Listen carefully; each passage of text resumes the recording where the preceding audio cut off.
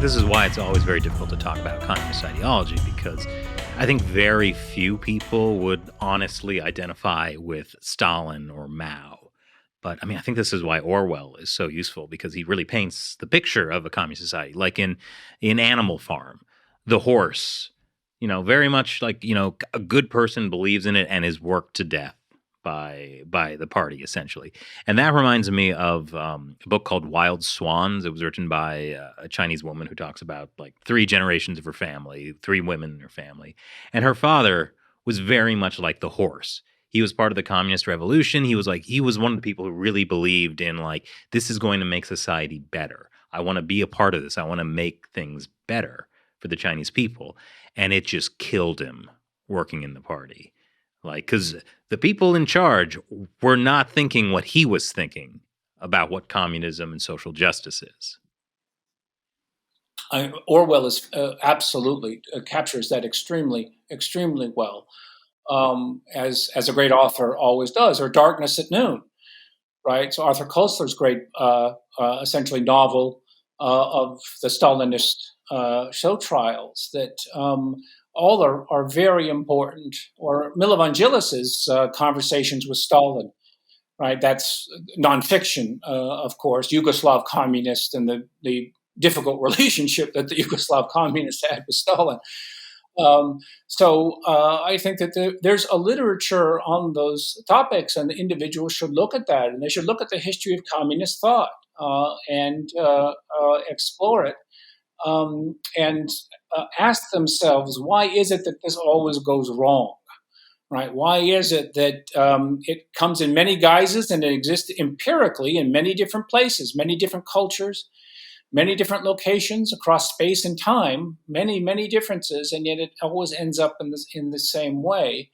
And I think if you ask yourself, why is that the case, then you're on the search for alternatives, which would allow you to hold your principles and values, but recognize that a non-totalitarian option is going to be far better than communism. So with all this talk as basically groundwork, now that I think we have a kind of hopefully a better idea of communist ideology, you co-wrote a book, How China Sees the World. So how does this ideology affect how the Chinese Communist Party sees the world and how it operates? Well, it sees it it answers the questions that need to be asked really for every polity. Who are we, right? What are our objectives? What are we seeking to achieve? Who are our friends and who are our enemies? So ideology answers those big questions no matter where it is. And communist ideology does that, obviously, in China, and allows us to come to for the West, right, obviously answers which are very unpalatable. But for the 96 million members of the Chinese Communist Party, those answers are one which is, we're moving forward, right? We're building a better China. That almost no one truly believes that, in the way that Mikhail Suslov was the last Bolshevik, right? He died in 1982. He was the guardian of communist ideology in the Soviet Union after Zindanov, right? I mean, essentially had passed the torch as an individual responsible for maintaining and resolving ideological disputes in communist parties that were friendly towards the Soviet Union. And so he truly believed it. But nobody in the Soviet Union believed, other than Mikhail Suslov, believed the promises of the communists, even those within the Communist Party.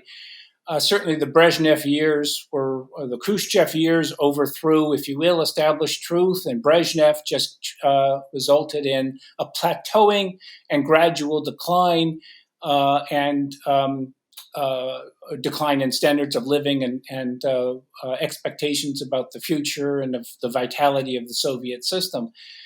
Similar elements are there with the Chinese Communist Party. Many individuals might be in the Mikhail Suslov camp, true believers, and certainly at the top, and certainly Xi Jinping and his coterie, right, are individuals who truly believe that focus on the novel How the Steel Was Tempered, right, on what is going to be generated, what the society they're seeking to create, but I would suspect that most are in the party because it's advancing their career, it's advancing the necessity of a privileged life that they would seek to advance, and the ability to influence individuals and the ability to build their own fiefdoms.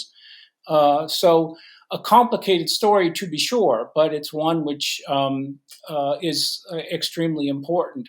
How do they see it? Well, they see the United States as the impediment to the world they want to create, the China that they want to create. If the United States were to disappear, if the West were to, they would be able to have the society that they want to have without external opposition. Internally, of course, you always have to safeguard because there are always bad ideas, pernicious ideas that are around, whether that's coming from a religious orientation or coming from a political or the West political orientation. You always have to police those ideas. There are always dangerous individuals who have to be dealt with harshly in these systems. So it's telling you how you deal with your enemies and how you should deal with them brutally, as well as who your enemies are and the world you're seeking to create. It also legitimizes why China, the PRC, should be the state, the entity that leads the future, right? Not the West, not the United States, but the common destiny of mankind, which Xi Jinping talked about very heavily a few years ago.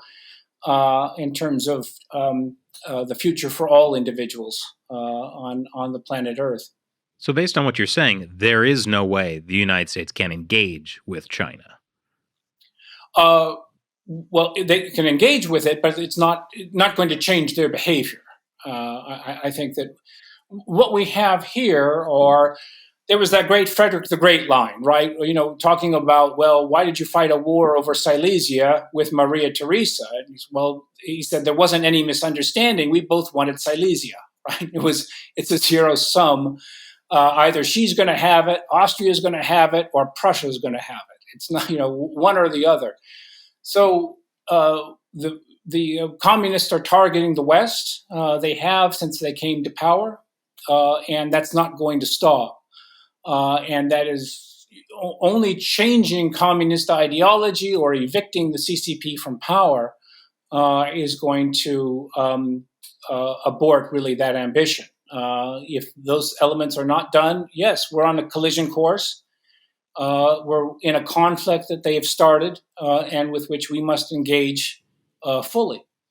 So, how does the United States deal with this situation when the United States is not only facing attacks from the Chinese Communist Party itself, but is also operating under a society that has influence from the engagement school with China? This basically a different type of communist tradition in the West.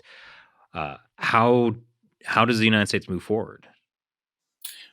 You cut off their financing. Right, you don't allow them to raise money anymore in New York. You separate the Western ecosystem from the PRC's economic ecosystem.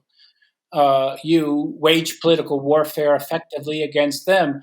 They know they're illegitimate, right? Calling them out, working with the Chinese diaspora, with people in China to think through what would the right Chinese polity look like today. And how is it that you can move beyond this Western idea, this Western party, right? Communism is a Western ideology. How can you move beyond that to make something truly Chinese, something fully in accord with a polity, fully in accord with Chinese civilization? You simply just bypass the CCP, right? I mean, they're a product of the West. And what is a Western ideology doing governing China?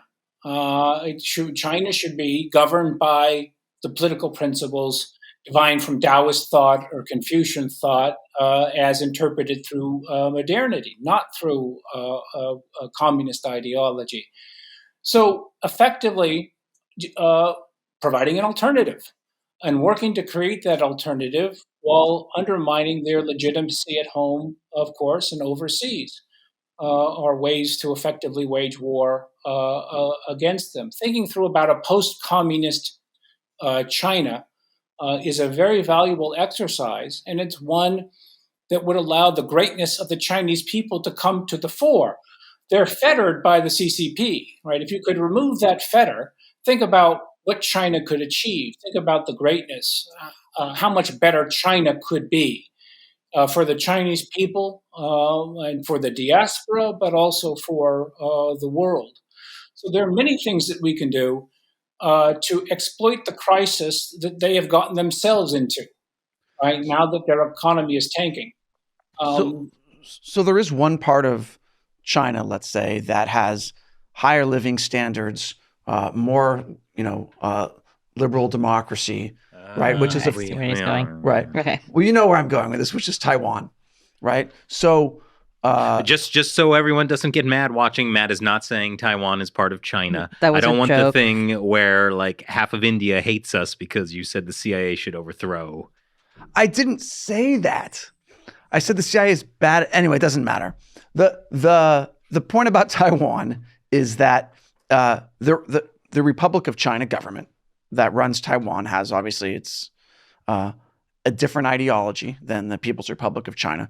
But what I want to ask really is sort of how does the Chinese Communist Party's ideology and the U.S. engagement schools view on China play into how we're going to handle the Taiwan issue? well, sadly, they reinforce each other to a degree. And so I'm convinced that the CCP will move against Taiwan to conquer it. Increasingly coercive measures are being played against Taiwan. Um, and the engagement school, of course, is loath to recognize, I think, the danger that Taiwan faces from the CCP in the near term, in the immediate term. Still choosing to believe that more engagement is going to modify the behavior of the CCP. And so I think that the engagement school is giving us bad ideas and bad advice on that and is blinding people to the real danger that the Philippines, India, Taiwan face from aggression coming from the CCP immediately, that is today. So it's a very great danger to my mind. So you said earlier that you feel like the Biden administration is sort of the last gasp of the engagement school. Do you think that that is on its way out? Is it going to be, what is it going to be replaced with? I think it's on it. Increasingly, businesses are recognizing, loath to admit it, but recognizing that China is a bad place for an investment. Dealing with the CCP is one which is not going to end well. They're going to, we could go through iPhone struggles right now, right? Huawei is establishing its alternative, and Apple is going to be on its way out. Well, that's how many times has that been repeated? So a presence in the PRC is a really bad idea, and more businesses, I think, increasingly are going to move elsewhere, recognizing the danger of allowing them to raise capital on our markets. Also, if that spigot could be closed, I think that's going to be a very positive step forward. So what would the engagement school look like? I think it would break ultimately its dependence on China and recognize that the CCP was in fact everything they said it wasn't, but nonetheless investments can flow to India, can flow to Indonesia, could flow elsewhere, or to the United States itself in order to permit the manufacturing of goods or to provide the investment that it needs. The engagement stool gradually is going to come around. Herb Stein said, if something can't go on forever, it won't. Right, and this can no longer go on anymore. And the engagement school is going to recognize, I think, that it's folly in engaging the CCP, and then it's going to, as Gandhi said of the British, right, quit. He said quit India, right, but they're going to quit China.